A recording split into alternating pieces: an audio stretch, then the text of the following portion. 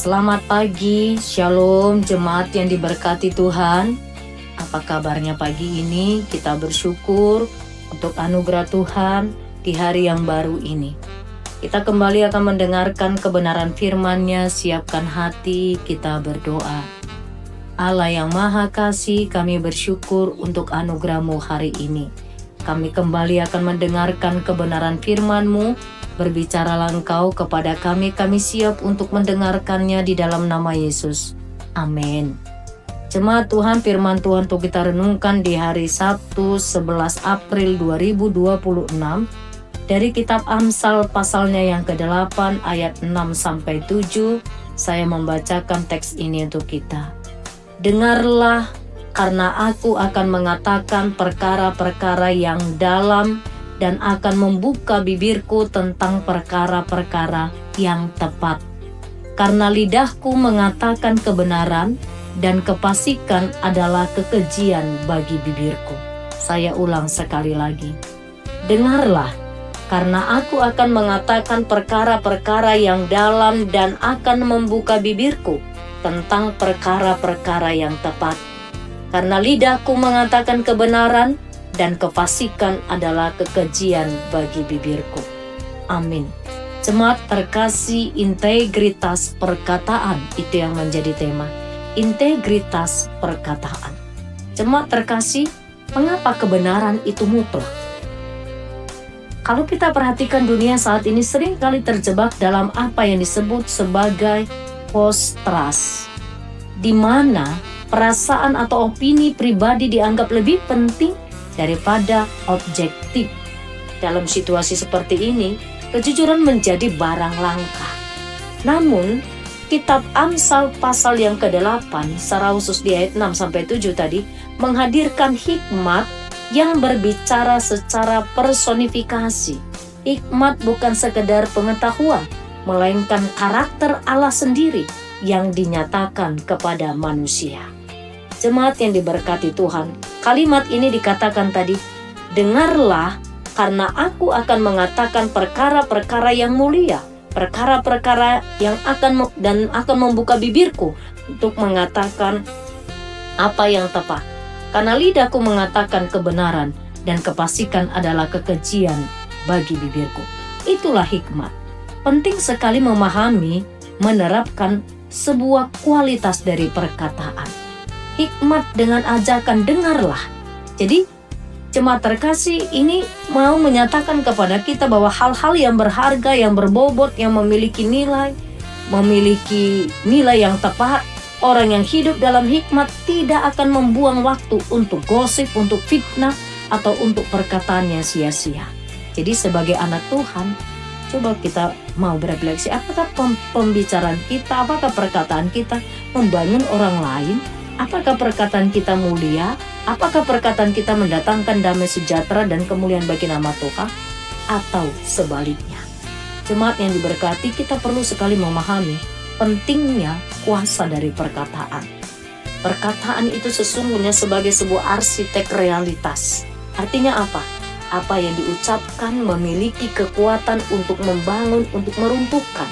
Sebuah kalimat penyemangat bisa menjadi fondasi kepercayaan diri seseorang selama bertahun-tahun. Sementara satu hinaan saja bisa menjadi rayap yang menggerogoti mentalitas sesama, mentalitas seseorang. Jadi, coba kita perhatikan apakah kata-kata kita sepanjang hari ini ataukah kata-kata kita untuk satu hari ini menjadi jembatan bagi orang lain, atau justru menjadi tembok yang memisahkan. Yang kedua, bicara tentang perkataan antara kecepatan dan ketepatan.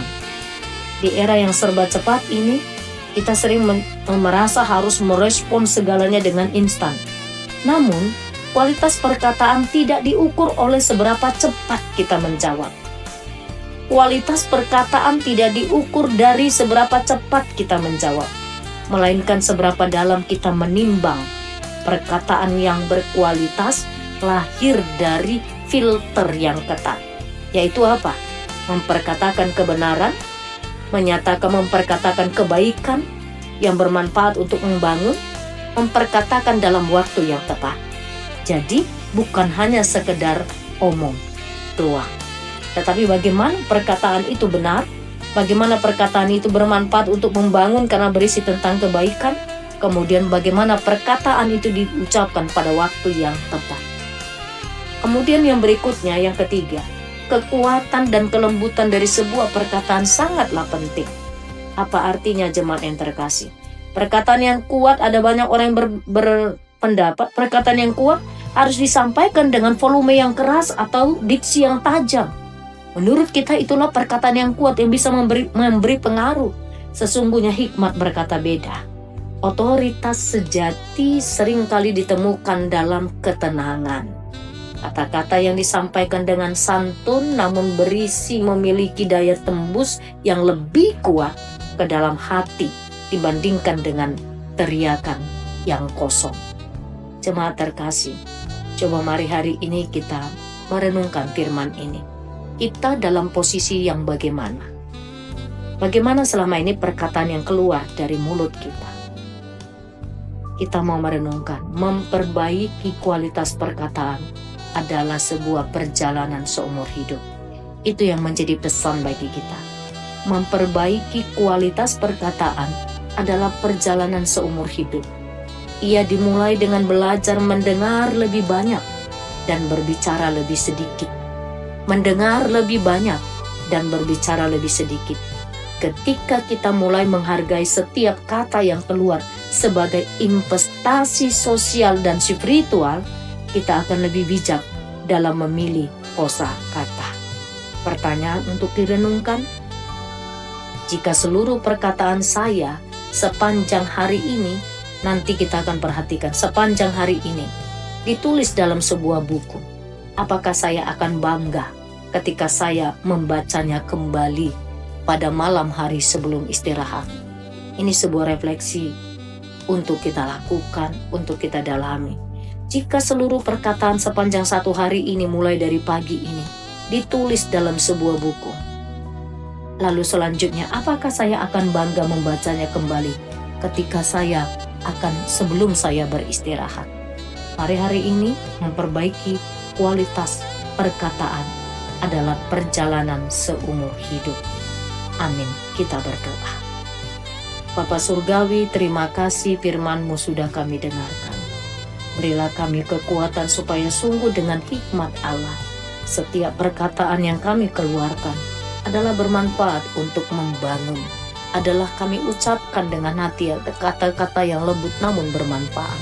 Tuhan, tolonglah kami, berilah kami kekuatan menghidupi kebenaran firman-Mu. Segala aktivitas satu hari ini kami serahkan kepadamu.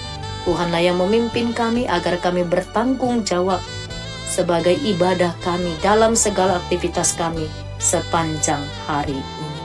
Bapa terkasih, kami juga menyerahkan kepadamu jemaat Tuhan yang dalam kelemahan tubuh untuk hari ini. Siapapun mereka, hadirlah Engkau melawat mereka, menjamah mereka, menyembuhkan mereka di dalam nama Tuhan Yesus. Sembuhkanlah jemaat-Mu yang dalam proses pemulihan, yang dalam proses pengobatan pada hari ini.